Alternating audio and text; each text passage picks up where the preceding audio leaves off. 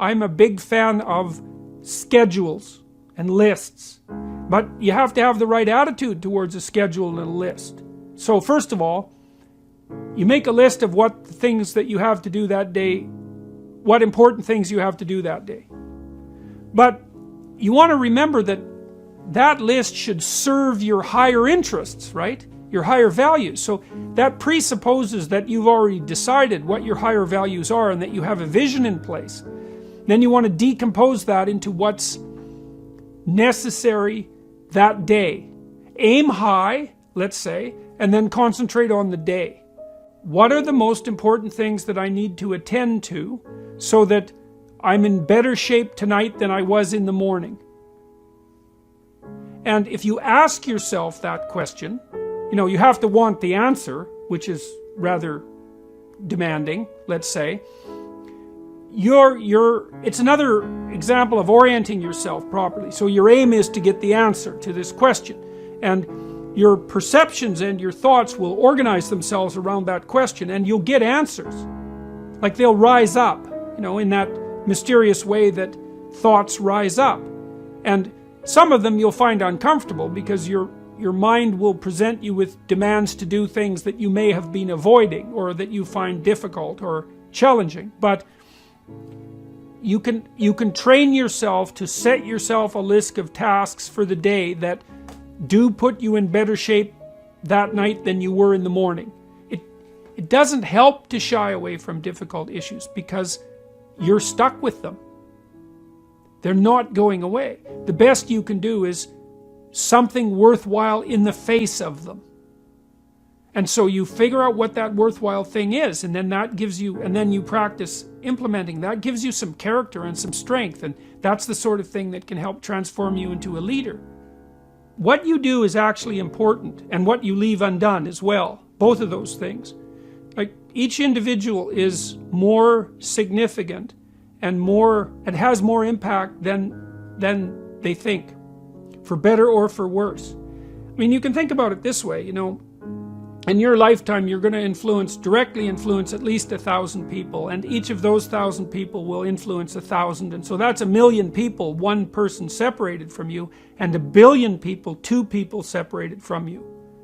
We live in a network, and we're really tightly associated with one another, and if you hold your head high and you confront the future courageously and you put your life together and you develop a integrated and valuable plan and you implement it and you're a trustworthy person, you have an unbelievably positive effect on everything around you.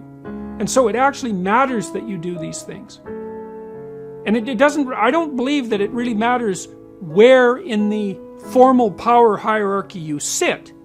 You know, because you might think, well, I'm at the bottom of the power rungs, what influence do I have? And I think that's a bad way of thinking about it, because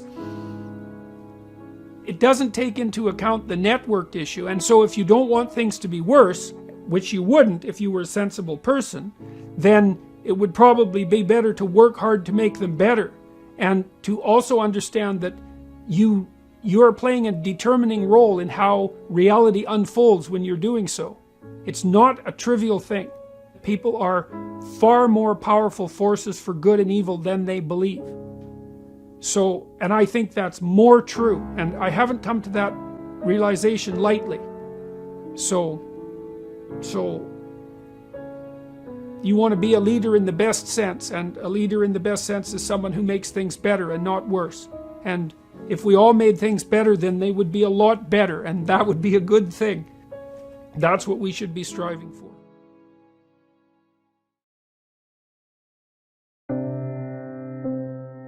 To be precise in your speech does two things. It specifies your goal, and it reduces uncertainty. You see what you aim at. And I don't mean that metaphorically. I really don't, because you're a lot more blind than you think. There's a lot of the world that you don't see. You see most of what's in front of you in a very blurry way, like your peripheral vision is extremely low resolution. You see clearly a tiny focal area that's where you're pointing your eyes. And you point your eyes at what you want to pay attention to, And what you want to pay attention to is generally associated with what you want. So what that means is that the world reveals itself to you in relationship to what you want. And so that's really helpful, because you want to see the world so you don't stumble blindly through it and fall into a pit. You want to get to where you're going. And so if you specify where you're going very clearly, then that enables you to see the pathway forward. Now, the upside to that is that you can probably get to where you want to go. The downside is you also make your conditions of failure very explicit. And that's hard on people in the short term.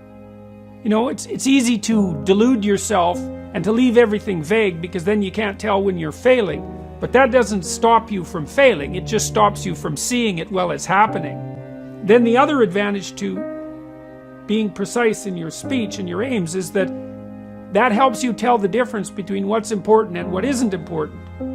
And you want almost everything to be not important. You know, in times of crisis in your life, everything becomes important. So imagine that you have a new physical symptom that's distressing and you don't understand it. So then you're thinking, oh my God, what's happening?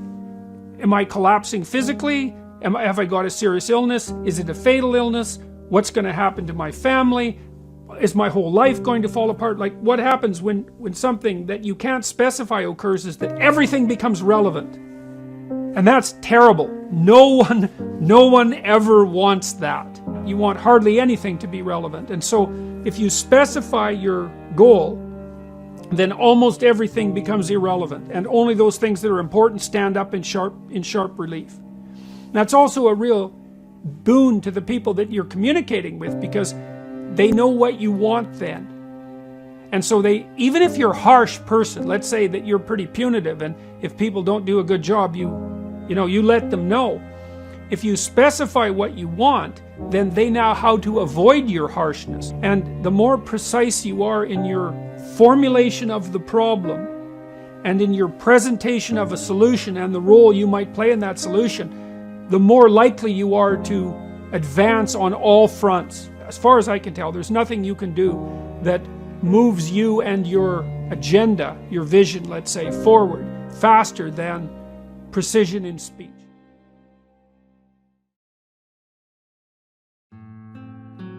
You have to know what it is that you're doing with your life, let's say generally speaking, but more particularly in the next 3 to 5 years. What do you want?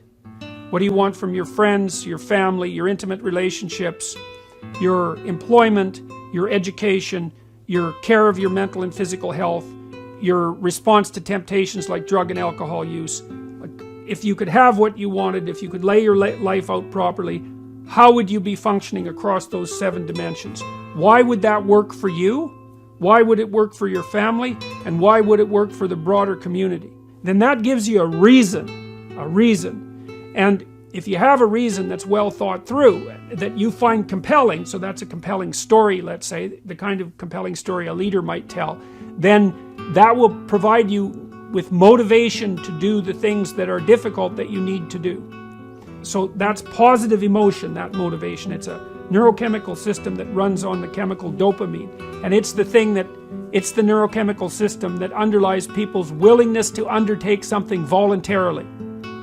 So we experience most positive emotion in relationship to a goal. And what that means is if you don't have a goal, then you don't have any motivation. And so what that means is you better have your goals well delineated, because that way you'll be maximally motivated.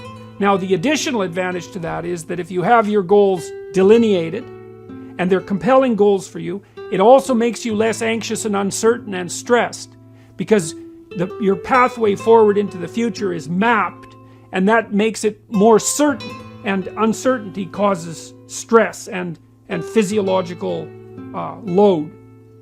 Okay, so you want to have your large-scale vision, you want to have it thought out on a 3 to 5 year basis, you want to have it cover those 7 or so dimensions that we already described. You want to see why it's relevant to you and your family and the broader community.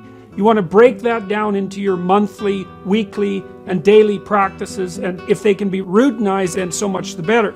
and then that becomes built into you. So what happens neurologically is that when you do something new, you use almost your whole brain. That's a good way of thinking about it, particularly the right side of it, the right hemisphere.